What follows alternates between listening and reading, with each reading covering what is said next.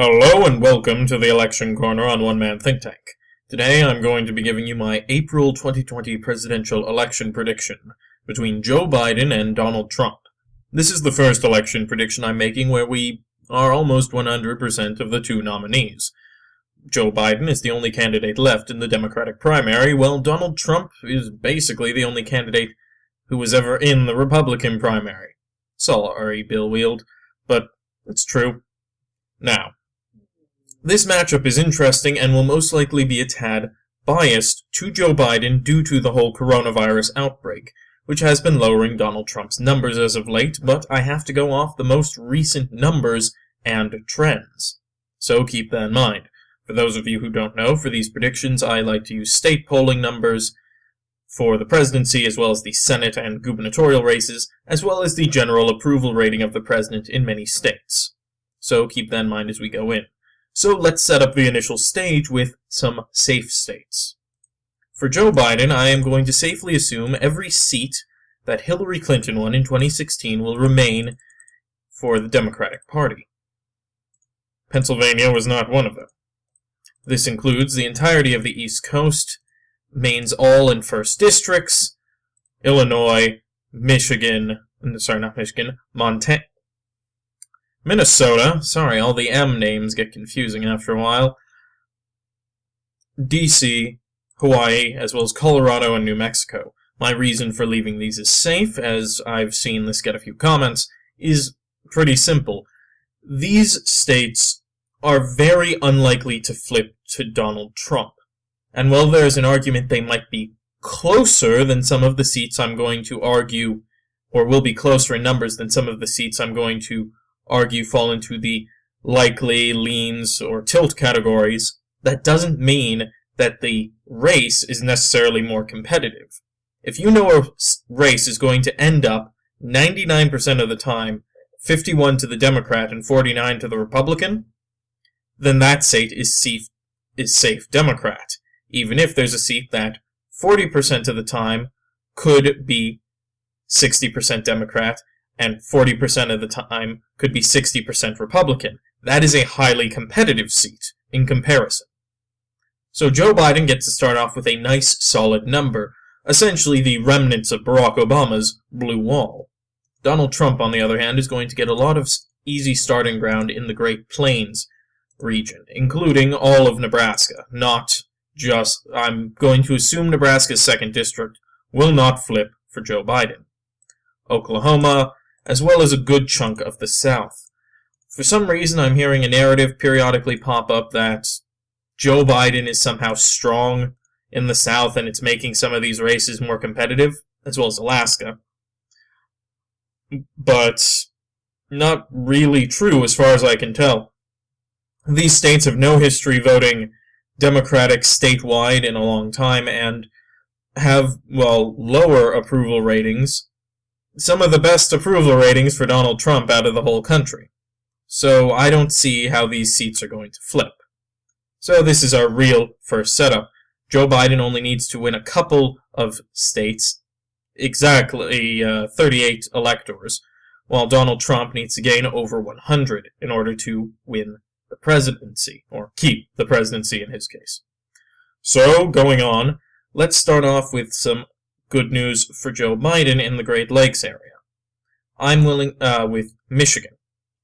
Michigan is a state that went red in 2016, and this was surprising to a lot of people, including myself, because Michigan, consistently at the statewide level, has been a blue state. However, after looking back over the data and going over it and chewing it over, as well as some of the polling results, I feel comfortable putting Michigan in the likely category for the Democrats, for two reasons. One, it seems 2016 was an effect of low turnout due to very low popularity with Hillary Clinton, something that doesn't affect Joe Biden. 2016 was about Hillary Clinton, 2020 is about Donald Trump, and Joe Biden seems to have been doing a good job of making it about Donald Trump.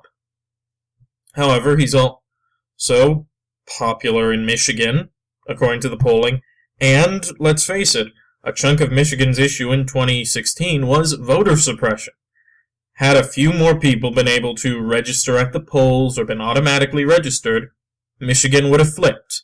And now they have same-day voter registration. They have, I believe, automatic voter registration. They have a Democratic governor running things. It's helping to counteract that voter suppression. As such, I'm willing to put Michigan in the likely category for the Democrats. Another state in the Great Lakes that was a surprise flip to Donald Trump was Wisconsin, a state which seems to be periodically tilting more and more red, but has very recently shown a brief upsurge in voting blue.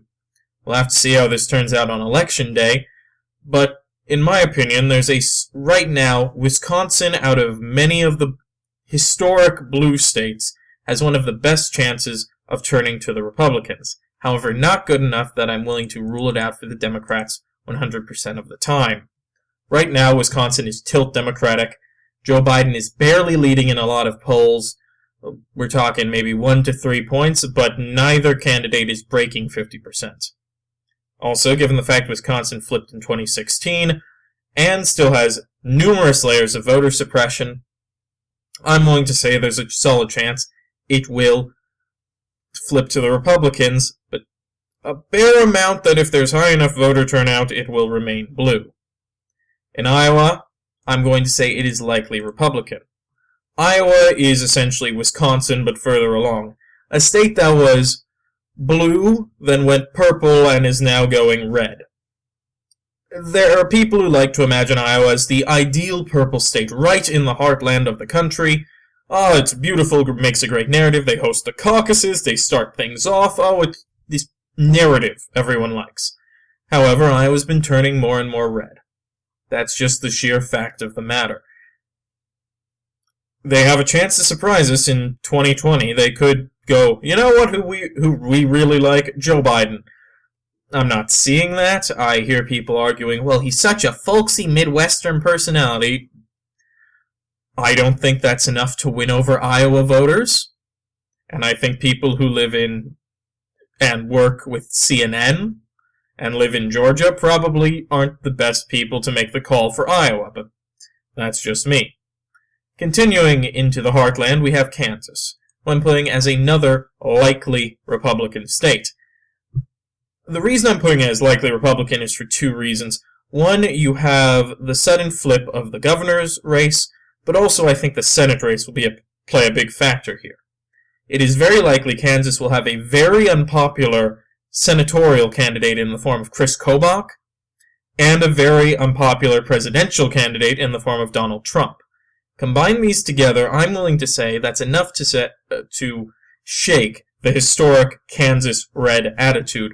I don't think it'll work by the fact that this is likely, but it's enough. I want to make a note of it here by saying Kansas may not be safe for the Republicans if the Democrats were to put in time, effort, and a lot of cash, which, honestly, I don't think they're going to do. Going down here, we have Arizona. Arizona is a state that, for all intents and purposes, is going blue. It is what Colorado used to be. A purple state that votes red a lot of the time and blue a lot of the time and never in the same area. Right now, Arizona is very uniquely divided with a very blue federal congressional legislature, but a very red state legislature. This seems to be changing, though. For those of you who have been watching the channel for a while, you know I did a prediction about Bernie Sanders versus Donald Trump, and I made the case that Arizona, due to Sanders' Latino support, would turn out higher for him than any other candidate. I still hold this to be true. However, Joe Biden is polling much better in Arizona than I thought he would be, as is the candidate Mark Kelly in the Senate race. As such, and given the increase in straight-ticket voting, that's the other reason why Kansas isn't safe for the Republicans, an unpopular enough senator could affect the presidency, or the presidency could save the Senate. We don't know which. I'm playing Arizona as tilt Democratic right now, which, as you can see, puts Joe Biden just shy of one elector, needed to flip the presidency. So, all he needs is technically to get Maine's 2nd district, but we'll get to that in a little bit. Now over to Texas. Texas, the big prize. The Democrats are dreaming about taking Texas. Oh, it's going to be beautiful. It'll destroy the Republicans forever, yada, yada, yada, yada. Right now, given the polling coming out of Texas, where Donald Trump is only leading by a small amount between, in some cases, he's barely losing, to some cases where he's leading by about 5 points, which is a solid amount. Texas falls into the leans category. It's leans for one main reason of most of the time it goes Republican, but if enough criteria are affected, goes Democratic. That's just how things play out for Texas. It's a state that's changing. It's not yet even a purple state, but Democrats are throwing money at it because of the amount of weight it has. To give you an idea, with the Democrats' blue wall, if they were to get Texas, they would take the presidency. Full stop. That's how important Texas is, if the Democrats could flip it. However, they don't seem to be paying as much attention to Texas as I thought they would, at least to move it into a tilt category, and by Election Day, when we've got some real numbers coming out, when it's no longer, oh yeah, Joe Biden, but people see him speak, people see him versus Trump, etc., etc., and we know how this corona thing turns out, Texas is probably going to be looking a shade darker red. Now we get to Florida. A very controversial state. It's one that everyone kind of imagines as the kingmaker state, but has actually been having less and less importance at the federal level because of instances such as North Carolina, Pennsylvania, and the Southwest turning blue, giving the Democrats a lot more backup to, lose the South and the Great Lakes. And for right now, Florida, I think, is falling into the leans Republican category, if I'm being totally honest. The polling it alone puts it kind of in the tilt category. However, watching Florida through 2016 and 2018 really has shown the state is going more red. I know there's this sort of idea that if, 1 million felons just got re-enfranchised, they'll all immediately go out, register, and vote Democrat, ignoring all the legislature, forgive my language, but rat-fucking that's occurred. Also, the fact that Florida is a volatile state for the Democrats in the sense of, if you got a really potent Democrat, they're like a popular, charismatic, that's the word I'm looking for, they're gonna win Florida. But if you don't, they're going to lose. That's just the default. So right now, I actually put Florida as having, as we get closer to Election Day, it'll probably end up in the tilt category, honestly. But for right now, Republicans should look at Florida and think, okay, we need to defend it, but we can go on the offensive in some places. Now up to Georgia. The good state of Georgia is also in the leans category. Right now, there's some polling we're getting coming... Actually, sorry, not leans. It's in the likely category. We're getting some polling coming out showing, it could be competitive. But could be is not enough to get it anywhere close to leans. Could be means if the Democrats invest money, invest time, and if Joe Biden's VP pick is not Republican, if they're from Georgia, okay, you can argue he's going to get it. But right now, there's no attempts being made to do so. Georgia is a historically red state. It is not as elastic as it first seemed, and it seems to be going down a path similar to that, actually, of Arizona, where Arizona is having a lot less time as a purple state because it's only taking a few areas to flip to completely switch the state over. It's going to have a very limited time as a purple state. The same thing's going on in Georgia. Once Atlanta's suburbs fully flip to the Democratic Party, it's over. Georgia's blue. At least at the statewide level, which is what matters for the presidency, Senate, and all that jazz. Okay, North Carolina. North Carolina has become the new Virginia, a state that has no problem voting blue at the statewide level, but is having a lot of issues at the local level. So their congressional districts and their legislative districts. Which, rat fucking. But also, the state is still very Republican in nature. That's just how things shake out, especially these deep South states. It takes a while to convert from one complete ideological background to another. It's not something that happens over the course of a single election. Wisconsin, Iowa, slowly tilting more red. Arizona, Colorado, slowly tilting more blue until one day, whoop, it's over. North Carolina is in the same boat as Virginia was, where, okay, we're testing the waters. Ooh, we like a Democrat governor. That seems to work. Okay, we're gonna go blue all out. And they seem to be heading in that direction. They seem to be ready to flip for the Senate. They seem very willing to replace their house and their local House and Senate, but they haven't. Gerrymandering has prevented that. So we'll have to see how that turns out. But it's been a very interesting thing to watch. And Joe Biden's pulled well in the state. And as such, I'm going to put it actually as leans Democrat. I am a lot more bullish on North Carolina going Democrat than a lot of people I know. And I understand why people are concerned about the idea of North Carolina flipping blue. Or flipping blue in the sense of, it's not as likely as you think, but frankly, I give it as solid a chance as Florida going red. There's a really solid chance behind it. Up to Ohio. Some good news for the Republicans. This is going to go to likely. And the main reason, honestly, is due to Joe Biden. He's got that sort of working class, rural Pennsylvania vibe, which can really, really help a guy out when they're trying to win a state out in the Rust Belt.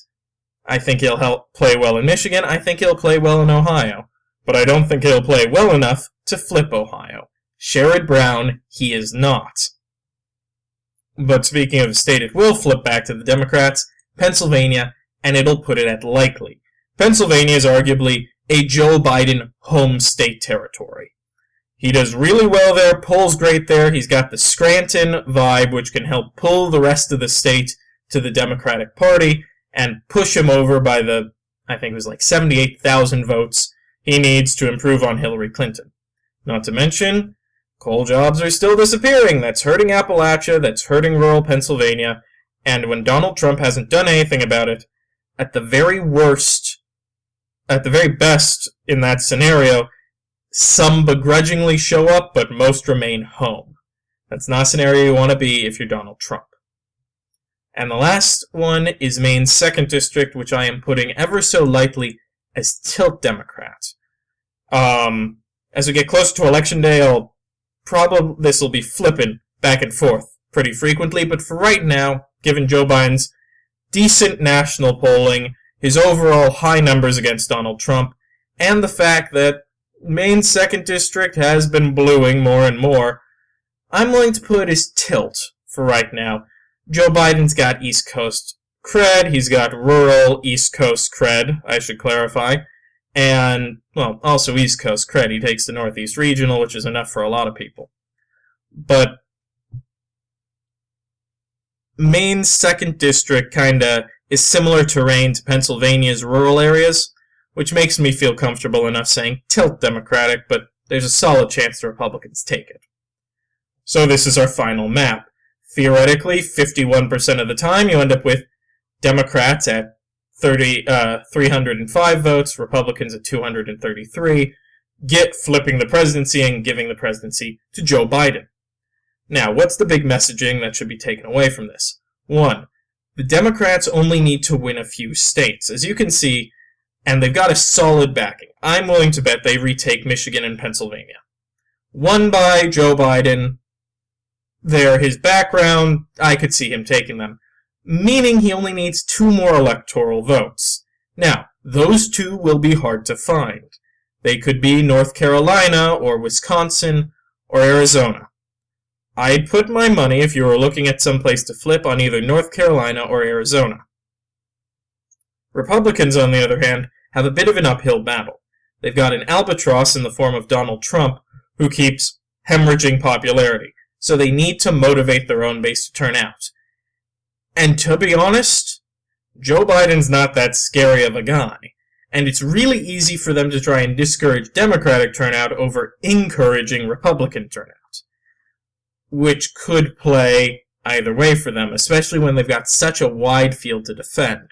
Because as you can see, right now the toss-up areas are for the ever so slightly for the Democratic Party. But even if they flip those, they'll still need to get a North Carolina-type victory on their side in order to be able to hold on to the presidency. Not to mention, if these numbers improve, if Arizona and Wisconsin start turning out numbers that say, oh, Joe Biden's winning by about 5 points, and let's say he's not breaking 50, at least in that scenario, okay, he goes from being tilt Joe Biden to leans Joe Biden, and then the Democrats can start focusing on Florida, Texas, maybe Georgia or Iowa, maybe an Ohio campaign, who knows.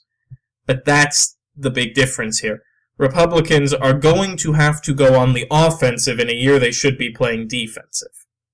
And Democrats need to focus on the defensive and kind of just hold on to what they've got.